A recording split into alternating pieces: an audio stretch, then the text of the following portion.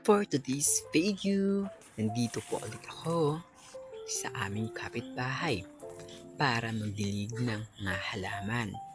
Kung nakikita niyo po sa video, nagsisimula na po ako dito po sa gilid. Ayan o, yung maliit na timbalang yung daladala ko. Yung pintalagayan pa niyan. O buhos-buhos lang. Tamang buhos. Ayan o, kita nyo. Di yun nagsasalita. Kasi nga, medyo ano lang. Ayan. Ganda tingnan. It's a good mood. It's a good tea. O, bagal lang. Bagal. Buhos. It's a time. Hanggang maubos yung tubig na dala ko. O, diba? Parang bagong gising pa ako niyan ha. Oh, ubos na. Kuha ulit. Kaso di lang yung makita. Ay, yun. Ayan. Ang ganda ng view. Pabuhos-buhos lang dyan. Yun actually marami talagang halaman tong kapitbahay namin kung nakikita nyo. Ang hiling niya yan. Mga bulaklak, halaman, iba't ibang klase.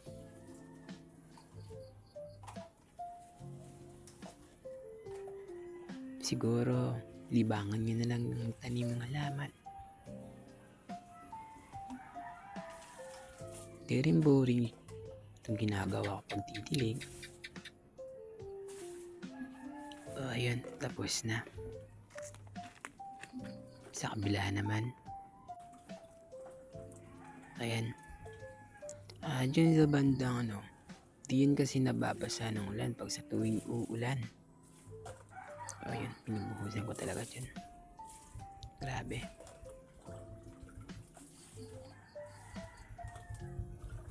Maganda rin yung kapaligiran dito. I think parang yung nature lover, yung mga plantitas, yung mga mahilig sa halaman. Kahit nakapalibot na sa bahay, nasa kilikod, sa harapan, may mga tanim. Sila yung mga taong love na love talaga nyo ng pagtatanim.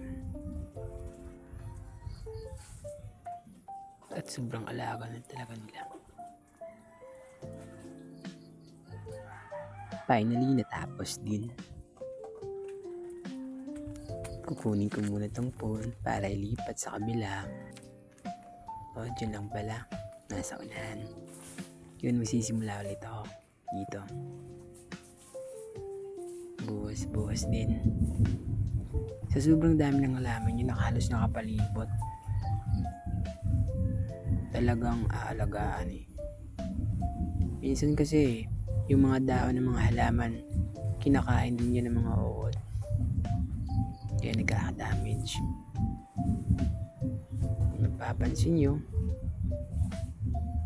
sobrang hilig talaga ng may-ari sa mga halaman at bulaklak. Kaya marami yan. So for today's video, yun lang po.